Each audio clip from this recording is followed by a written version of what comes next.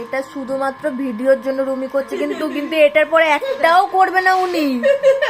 সব আমাদেরকেই করতে হবে, উনি খালি ঢং করতে। আগেবারে আমি দেখেছিলাম গাইস, শোনো গাইস,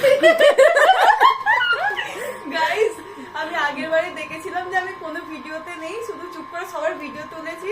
তার জন্য গাইস এবারে আমি ভিডিও তোলাবো, আমি তুলবো না, কারণ এটা শুধুমাত্র ভিডিওর জন্য। এটা হলো গাই বাছুর, গাই বাছুরের বাচ্চা গাইস। এই যে এই মহিলা, আমি অনেক কাজ করি, আমি 2 কেজি পেঁয়াজ কেটেছি। ওকে ওয়েট ওয়েট, আচ্ছা আপনি ওয়েট করুন, আপনার প্রশংসা আমি করছি। ইনি খুব কাজ করে, আমি প্রশংসা করছি। কি বললো কাটতে কাটতে কোমর কাটতে।